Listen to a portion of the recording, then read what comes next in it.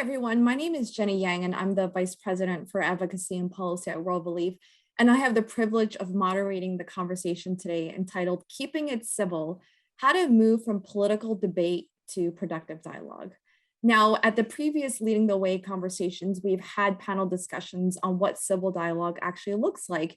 And given the environment that we're in right now, the tensions that we experience in our society, this panel discussion is really going to look at critical ways we can go above the fray and have civility infuse our conversations around immigration, which is a very difficult conversation to have.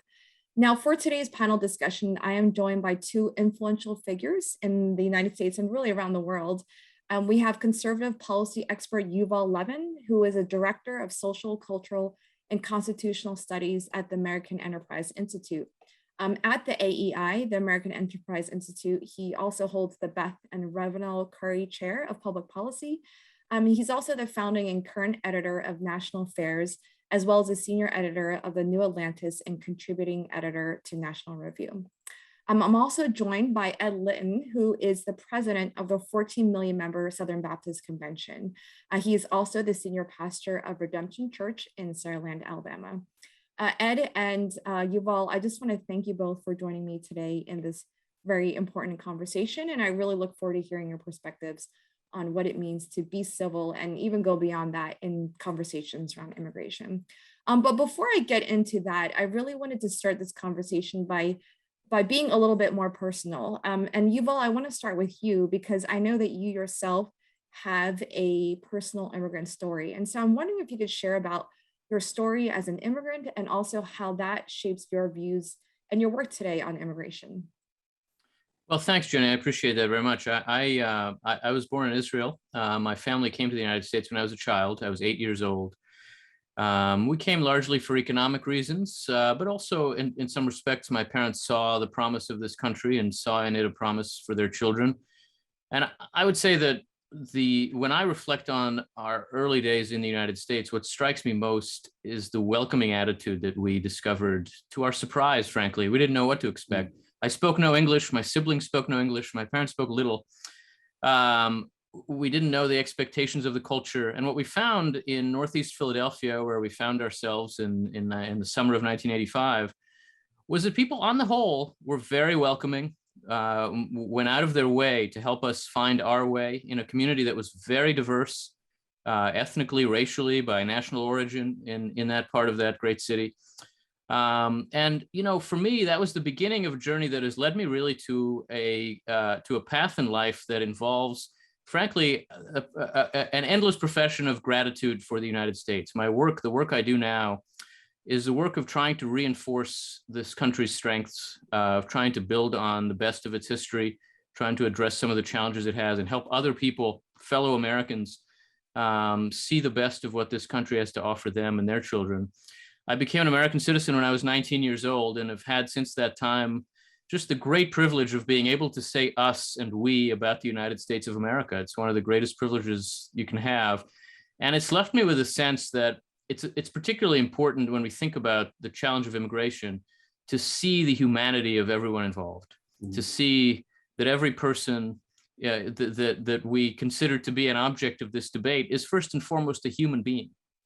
And to see also that the people who are concerned about immigration, who have worries about what it might mean for our culture and our society, those concerns too are rooted in the most human sorts of aspirations and worries. Their desire to have this country be a place for themselves and their children and their grandchildren. That's the way to understand this debate, to enter into this kind of debate. And I think if we see it that way, we'll be much better positioned to see that ultimately what we're arguing about is our future, the character of our society, and that there are going to be ways to do this right, that this is a nation of immigrants, but that doesn't mean that it's not a nation that should take its identity and its character seriously. We can do both of these things if we recognize that this is a human story all the way down.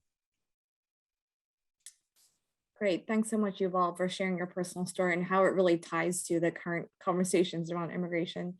And Ed, I wanted to get your perspective as well. Yuval shared his personal immigrant story, and I'm wondering, what are the things, either your family history or even your faith journey and your leadership in the church today, that really helps form your personal views on immigration? Yeah, my family history actually, they were immigrants in the early 1700s. So we were British who came into Maryland, ultimately wound up in Virginia, and my family continued to spread out from there. But there's a deep sense and a profound sense of the truth that we are a nation of immigrants, that this experiment in freedom was based upon that as an undergirding and understanding of our history.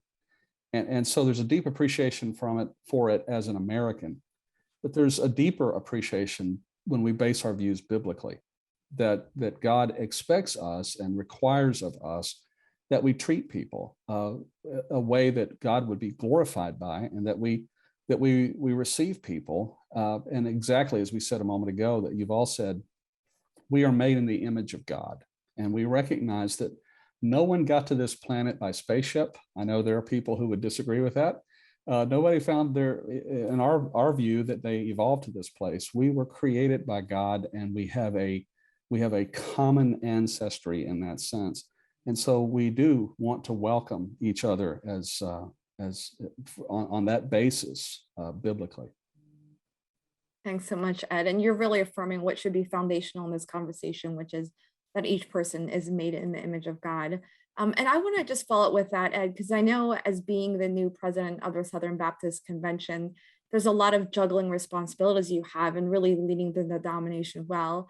And so I know that you've identified diversity and unity as high priorities within the Southern Baptist Convention. And so given the current state of our politics and even where the church is today, how do you see immigration as being a part of that agenda? And where do you really see Southern Baptists in this conversation? Well, I think in one sense, there's a polarization in our culture that comes primarily because people begin to identify more with political aspirations or ideas and cultural identities. We want to protect our way of life when we lean into that. And we want to protect ourselves and probably not care as much for our neighbors as we should. And we tend to splinter off or divide up into smaller groups of people, with each having its own sense of self-protectiveness. Historically, when people in a culture take this posture, it usually doesn't end really well. When we're afraid of one another, we stop talking to one another. We stop talking to one another. We really don't reap the full benefit of what this nation has been. And so that leads to protectionism. It leads to the fear of people. And what I think the genius is that Jesus gave us a better way. And the better way he gave us was that we are to love God first and foremost, and we're to love our neighbor as ourselves. As a matter of fact, Jesus went so radical that he said, ultimately, you even love your enemies. And so with those ideas in mind, we have to reprioritize and think, okay, how do I treat this neighbor that may be from a different culture, from a different place, speak a different language? And it changes and alters our whole perspective. I have very strong political opinions, but I have to subjugate those to my biblical perspective and my biblical worldview. Thanks so much, Ed. And Yuval, I'm wondering if we can hear also your perspective on immigration as being such a hot button political issue in this country. From your perspective, what do you think are some of the issues tied to that? And can you talk about, what is leading to some of the maybe divisiveness that we've seen around immigration? Some people attribute it to weakened democratic institutions. Obviously, immigration is connected a lot to the economics and national security conversation. But in your perspective, what do you think is really driving some of the divisions, perhaps around conversations around immigration today? Well, I'd start by stressing something that Ed said really beautifully just now, which is that a lot of the challenge we have is that we've lost the ability to really talk to each other. We've lost the ability to trust each other. And a loss of trust is at the center of a lot of the loss of civility and democratic values that we find. There's a way of thinking about the problem we have as consisting of a country that's divided into two parties and they're at each other's throats at every turn. But I actually think what we have is a little different than that. It's a country that's divided into two parties that is each withdrawn into its own space to talk about the other. And rather than talk to each other and hear each other and encounter each other as a group of human beings, we tend to just talk about each other and say, can you believe those people? But those people don't hear us, and we don't actually really hear them. I think immigration is an area where that really becomes evident, where the kind of immigration debate you have on one side of our politics is very, very different from the kind you have in the other, and the two rarely meet. Meeting wouldn't just be, a quiet conversation where we arrive at a compromise. That'd be great. But even if meeting meant really actually confronting some of the divisions that give rise to the fact that we have not been able to come to a set of immigration compromises for so long in America, just having that discussion in the kind of forum that exists to enable it, in Congress, on a university campus, in the media, that doesn't happen. Those kinds of discussions are closed off now. They're not permitted to occur. And so we don't hear different views. We don't really confront the priorities that move people to think differently than we do. And I think ultimately that is a breakdown of institutions that makes it very, very difficult for us to trust one another. I think in the immigration issue in particular, you have a lot of people who look at that issue as exemplifying a failure of our leaders to listen to the public. And on the other hand, you have people who think about it as a failure of the public to take seriously the character of the country. Well, in both cases, we're assigning blame to other people. We're basically treating this as an example of somebody else's failure, rather than thinking about how we can come together and arrive at some arrangement, some agreement, some kind of compromise about how to think constructively about immigration. Ultimately, most Americans want there to be legal paths to immigration in this country, and want there to be ways for immigration to work for our best interest while also serving the interests of people around the world who need a better place to be. But most Americans also want the border to be secure, also want to have a sense that the system is under some control and we know who's coming and who's going. Those are things we actually do share in common. And yet we haven't been able to arrive at a politics of commonality that enables those shared views to be turned into policies. I think more than a problem with immigration, that is a failure of our political institutions to enable what they're meant to produce, which is accommodation and compromise, bargaining. Not nearly enough of that is happening in a political culture that sees itself as existing really to enable confrontation at a distance. And so I think finding ways to actually engage with people you disagree with on an issue like this is a first step toward both civility and actual substantive policy compromise. Thanks, Yuval. I think the phrase you mentioned, the politics of commonality, is a phrase that I think we'll continue to need to use as we think about an issue like immigration. And so I think that perspective is so helpful. And so if we boil down this idea of getting outside of our bubbles and actually being in relationship and getting to know those that are different from us, whether it's different politically or culturally. And I know within the Southern Baptist Convention that one of the reasons why so many Southern Baptists care about immigration is because you have a lot of Hispanic and Asian American and African American churches that are really diversifying the constituency of the Southern Baptist Convention. And so I wonder if you could comment just on two things. The first is, how do you see, the growth of immigrant churches perhaps within the convention as influencing the convention's position or thinking missionally and theologically on the issue of immigration? And then I know that the Southern Baptist Convention also has an international footprint. And so how do you think U.S. churches' response to this issue of immigration is impacting Southern Baptist communities around the world who are also dealing with migration issues as well? Well, I think our activity in international missions, we take a lot of our churches send people on short-term mission teams, and that engagement, which is usually 10 days to 2 weeks, really changes and alters a person's worldview. They begin to see people in the reality as people, different. They learn to appreciate culture. And so when those people arrive at our shores, they're more prone to be accepting of those people, even to have commonality with those people and to embrace them. So I think in that sense, that's a strength for us. The thing I said earlier is still true, though. We have to make sure our political perspective doesn't override the heart of God in the midst of that.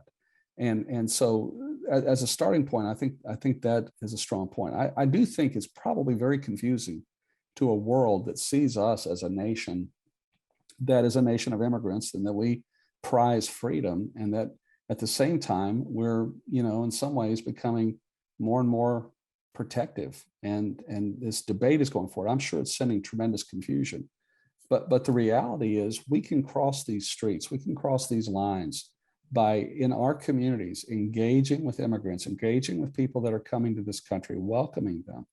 I also agree that I have extremely, as I said earlier, conservative views. I think we need strong borders. We need to have defined borders as a nation. At the same time, we need a clear and fair process for people to come into this country. We as a people, I think, need to understand how the ramifications of our future. There are people who talk perilously about the future because of immigrants, but that's not the case. The reality is it has always throughout history made us a stronger nation. Among Southern Baptists, our greatest progress in the last 35 years in church plants are among our ethnic communities. And they have grown at a rate of 222% over the last 35 years, whereas most of our Anglo churches have languished and some are in decline.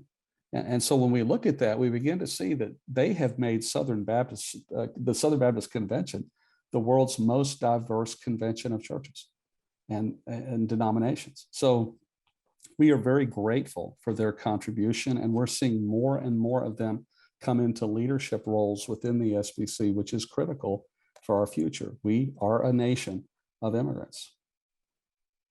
Thanks so much, Ed, indeed. And it's amazing to see how the Southern Baptist Convention is really embracing, the immigrants that are coming into your churches and your communities, and it's really shaping how the convention does ministry and does the work of the church. So thank you for sharing that. Well, it's interesting too. We make resolutions. We're the largest deliberative body in the world that meets for 2 days once a year in June, and we've made resolutions, which are a statement of our convictions at that moment about in 2011, 2016, and 2018 on immigration. So we are on the record as a people of seeing the value and the importance of a fair process, an equitable process. Yeah, and I know that those resolutions have really been encouraging to a lot of those in the immigrant community. And so it's been great to see those resolutions coming out of the Southern Baptist Convention.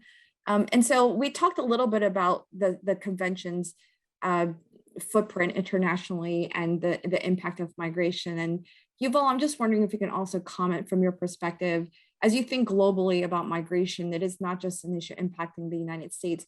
How do you think the US conversation on this is impacting communities around the world that are really looking to the US for leadership on this issue? Or how do you find this impacting even US foreign policy in regards to relations with other countries around the world? Well, I think there's a lot of confusion around the world about where America stands on the immigration question. And, part of that has to do with the nature of the controversies we have over immigration here. Part of it has to do with the way in which attitudes toward immigration on the part of our government tend to swing back and forth with different election returns. But I think there's also some genuine confusion about the attitude of the American people toward immigrants, because a lot of the times our public policy suggests an attitude of hostility that I think doesn't actually reflect the reality of the American experience.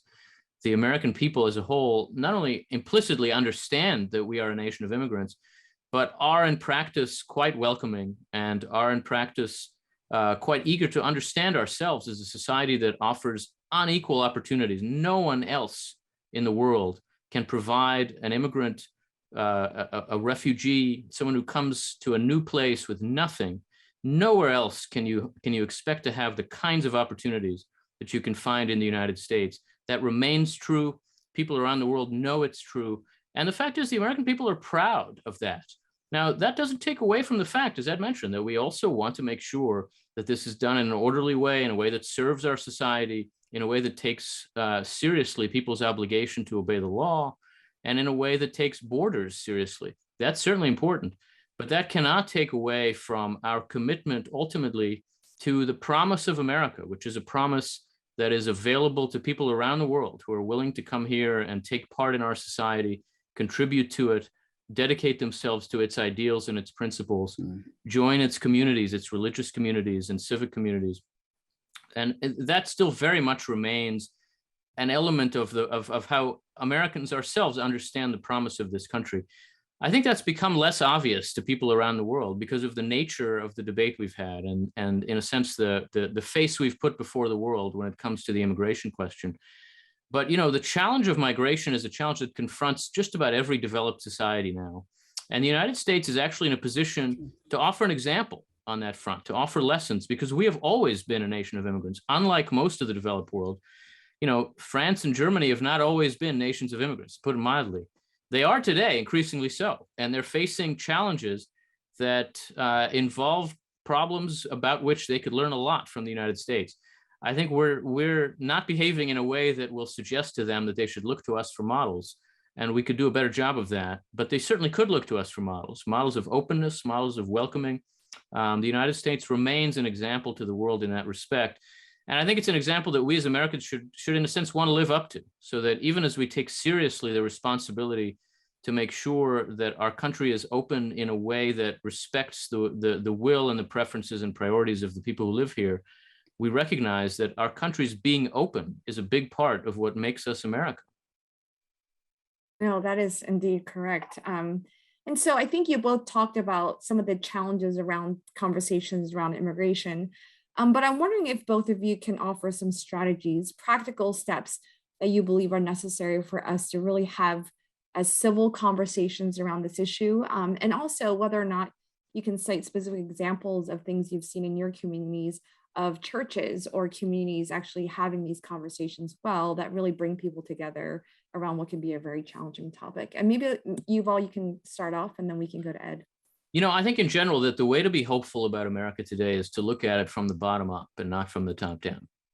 If you start from Washington, you're not going to feel very hopeful. But if you begin in your local community and ask yourself, where are people working together to address common problems? I don't think you'll have any trouble finding answers to that where you are, wherever you are in American life. And so in my community, I'm Jewish, and in my religious community, we've been very dedicated in the last several months now to helping refugees from Afghanistan who've found themselves here in Maryland, where I live, and who need help. And we find that we're working together with many Christian churches, with many civic associations, and trying to help refugees family by family, not as an abstraction, not as a policy issue, but as people who need to find their way in a new place. I think that's the way to begin to change the tenor of our conversation about immigration, is to avoid treating it as an abstract political question, which is ultimately a question of political allegiances, and to think about it first and foremost as a human question that will allow us to see both sides of the political dispute in a better light, and ultimately to address these problems from the bottom up where they can. Thanks so much, Yuval. Also being in Maryland, I know that there's so many faith communities that are very involved in forming relationships with immigrants. And so thank you for providing us that example. How about Ed, how about you? What are some practical steps that we can take to be civil and even beyond that in the conversations around immigration? Do you have any examples of that from your community? Well, I agree with Yuval again. I think that the problem in our nation could be solved on the street level, in our neighborhoods, in our communities. And I think our political leaders need to pay attention. The Afghanistan crisis that we've all seen, many of our churches flooded our home mission office, North American Mission Board, with calls, and to our international mission board saying, how can we help? What can we do? And so churches are volunteering to do that. I don't know how practical you want me to be, but I deal with some racial reconciliation ministry here in Mobile. And what's interesting is that we learn how to smile at people who don't look like you, who may not think like you, and who may not vote like you. And I think it was Mother Teresa, if I may quote a good Catholic, the Mother Teresa said that love always begins with a smile. And so when we engage people on that very human level, this is how we encourage our people. This is how we try to help our people understand how practical it is. But the other side of it is engaging people with the gospel, the love of Jesus Christ. It is knowing that he told us to love our neighbors. And when you travel in Israel or you travel in the Middle East today, people of all faiths still practice this idea of treating the immigrant, the stranger, the refugee with dignity, with love, recognizing their humanity, providing for their physical needs. And we need more of that in our country. I think 9/11, I think post 9/11, we have developed this, and I don't think COVID has helped us, is develop this isolationist view where everybody wants to live in the mountains by themselves and or hide out in a cabin someplace. That's not community. That's not what God called us to. That's not who we are at our best as a nation. And so it can be heroic just to go meet your neighbors, welcome them, invite them into your home, start to develop relationships with people. The other thing too is I don't think it's beyond the realm of reason that you should call your congressman and say, listen, we're tired of you playing games here. We're tired of politicizing this.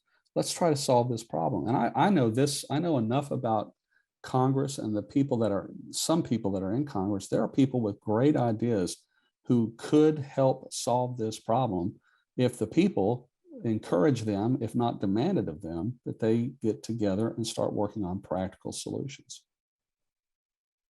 Thanks so much, Ed. Thanks for reminding us that kindness begins with a smile. And that's something I think all of us can do, but also reminding us that we also have a voice in this conversation, and contacting our elected officials during what can be a very political debate is very important as well.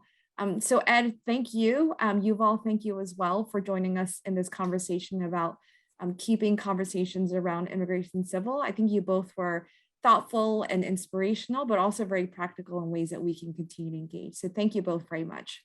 Thank you. You're welcome. Thank you. Thank you.